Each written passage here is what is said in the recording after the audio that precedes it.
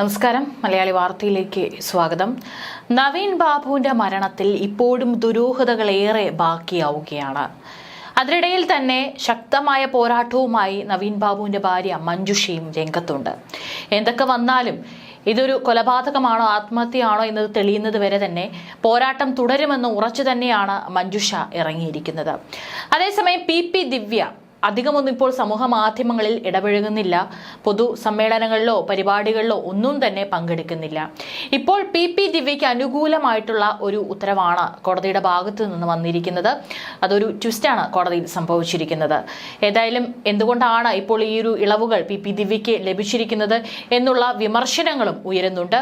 അതായത് പി ദിവ്യയ്ക്ക് ഇപ്പോൾ ജാമ്യ വ്യവസ്ഥയിലാണ് ഇളവുകൾ ലഭിച്ചിരിക്കുന്നത്. ജാമ്യത്തിൽ ഇറങ്ങിയതിനു ശേഷം പി ദിവ്യ പൊതുപരിപാടികളിലൊന്നും തന്നെ പ്രത്യക്ഷപ്പെടുന്നുണ്ടായിരുന്നില്ല. സമ്മേളന കാലഘട്ടമായതിനാൽ തന്നെ പൊതുവെ തിരക്ക് പിടിച്ച സമയമാണ്. പക്ഷേ എവിടെയും പി ദിവ്യ പൊതുപരിപാടികളിൽ ഒന്നും തന്നെ പങ്കെടുക്കുന്നുണ്ടായിരുന്നില്ല. വീടിന് പുറത്തിറങ്ങാതെ കൃത്യമായിട്ട് സ്റ്റേഷനിലെത്തി ഒപ്പിടുന്ന ദിവസം മാത്രമായിരുന്നു പി ദിവ്യ പുറത്തിറങ്ങുന്നത് എന്നുള്ള റിപ്പോർട്ടുകളും പുറത്തു വന്നിരുന്നു.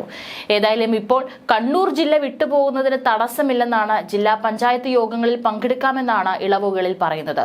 അതുകൊണ്ട് തന്നെ ഒരുപക്ഷെ പി ദിവ്യയ്ക്ക് ഇനി കണ്ണൂരിൽ നിന്ന് മറ്റേതെങ്കിലും ജില്ലകളിലേക്ക് പോകാനോ അല്ലെങ്കിൽ മറ്റ് പഞ്ചായത്ത് യോഗങ്ങളിൽ പങ്കെടുക്കാനും എല്ലാം സാധിക്കും. തലശ്ശേരി സെഷൻസ് കോടതിയിൽ നൽകിയ അപേക്ഷയിലാണ് ഇപ്പോൾ പി ദിവ്യയ്ക്ക് ഇളവ് അനുവദിച്ചിരിക്കുന്നത്. ഒരു സൈഡിൽ പി ദിവ്യ വലിയ രീതിയിലുള്ള ആരോപണങ്ങളും വിമർശനങ്ങളും നേരിടുന്ന സമയത്താണ് ഇപ്പോൾ കോടതിയുടെ ഭാഗത്തു നിന്നും പി ദിവ്യയ്ക്ക് ഇത്തരത്തിൽ ജാമ്യ ഇളവുകൾ ലഭിക്കുന്നത്.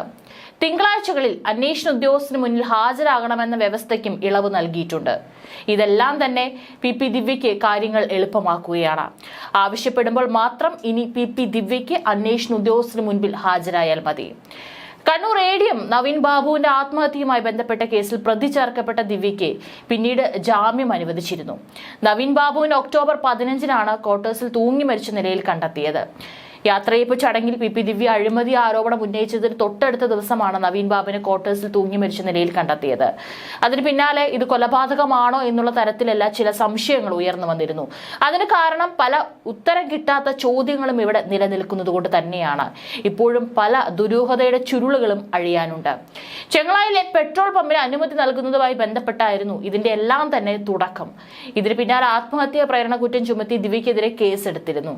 മുൻകൂർ ജാമ്യാപേക്ഷ തള്ളിയതിന് പിന്നാലെ കീഴടങ്ങിയ ദിവ്യ റിമാൻഡിൽ ജയിലിൽ കഴിയുകയും പിന്നീട് ജാമ്യത്തിൽ ഇറങ്ങുകയും ചെയ്തിരുന്നു.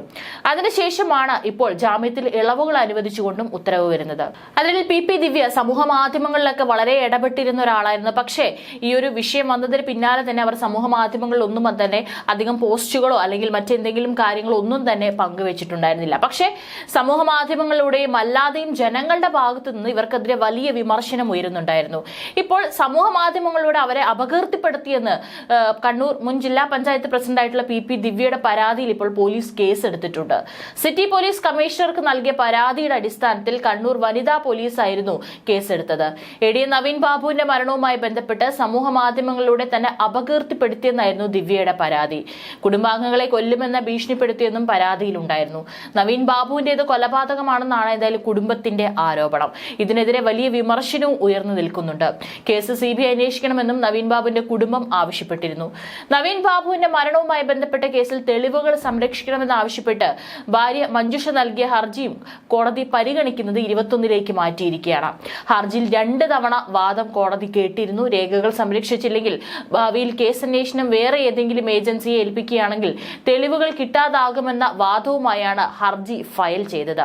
ജില്ലാ പഞ്ചായത്ത് മുൻ president P Divya, collector Arun K Vijayan, petrol പമ്പിന്റെ അപേക്ഷ നൽകിയ TV പ്രശാന്തൻ എന്നിവരുടെ മൊബൈൽ ഫോൺ വിളികളുടെ വിശദാംശങ്ങൾ, ഫോണിന്റെ ടവർ ലൊക്കേഷൻ എന്നിവ സംബന്ധിച്ച വിവരങ്ങൾ, സംഭവം നടന്ന ദിവസത്തെ വിവിധ CCTV ദൃശ്യങ്ങൾ എന്നിവ സംരക്ഷിക്കണമെന്നാണ് ഹർജിയിൽ ആവശ്യപ്പെട്ടിട്ടുള്ളത്. തന്റെ മൊബൈൽ ഫോൺ വിളികളുടെ വിശദാംശങ്ങൾ, ഫോണിന്റെ ടവർ ലൊക്കേഷൻ എന്നിവ ഹാജരാക്കുന്നതിൽ എതിർപ്പില്ലെന്ന് അരുൺ കെ വിജയൻ കോടതിയെ അറിയിച്ചിരുന്നു. യാത്രയയപ്പ് യോഗത്തിൽ ജില്ലാ പഞ്ചായത്ത് പ്രസിഡന്റായിരുന്ന പി ദിവ്യ പരസ്യമായി അധിക്ഷേപിച്ചതിന് പിന്നാലെ ADM നവീൻ ബാബു ആത്മഹത്യ ചെയ്തത്. മരണത്തിലേക്ക് നയിച്ച പി ദിവ്യയുടെ പ്രസംഗത്തിന് കാരണമായ കൈക്കൂലി ആരോപണം തൊട്ട് പ്രത്യേക അന്വേഷണ സംഘത്തിന്റെ ഈ ഒരു ഇഴഞ്ഞു നീക്കം വരെ സംശയത്തിനിടയാക്കുകയാണ്. CPM-നെയും സർക്കാരിനെയും കുഴക്കി കേസിൽ CBI അന്വേഷണം ആവശ്യപ്പെട്ടതോടെ നവീന്റെ കുടുംബത്തിലും പത്തനംതിട്ടയിലെ പാർട്ടിയിലും പുകയുന്ന പ്രതിഷേധം കൂടിയാണ് മറനീക്കി ഇപ്പോൾ പുറത്തുവരുന്നത്. പത്തനംതിട്ട CPM ഇപ്പോഴും നവീൻ ബാബുവിന്റെ കുടുംബത്തിനൊപ്പമാണ്.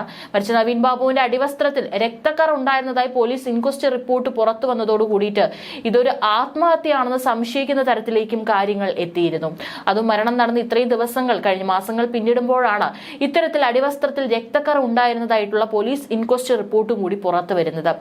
ഒക്ടോബർ 15 കണ്ണൂർ ടൗൺ പോലീസ് തയ്യാറാക്കിയിട്ടുള്ള ഇൻക്വസ്റ്റ് റിപ്പോർട്ടിലാണ് ഈ ഗുരുതര പരാമർശമുള്ളത്. എന്നാൽ പോസ്റ്റ്മോർട്ടം റിപ്പോർട്ടിൽ രക്തക്കറയുടെ പരാമർശങ്ങളില്ല. ഇത് രണ്ടും FIR-ലും മറ്റു സംശയങ്ങൾ പറയുന്നില്ല. പക്ഷെ ഇത് രണ്ടും വലിയ രീതിയിലുള്ള ഒരു ദുരൂഹതയാണ് പുറത്തു കൊണ്ടുവന്നത്. പോസ്റ്റ്മോർട്ടം റിപ്പോർട്ടിൽ ഗുരുതര പരാമർശം ഒഴിവാക്കിയത് പ്രതികളെ രക്ഷിക്കാൻ വേണ്ടിയാണെന്ന് കരുതുന്നു.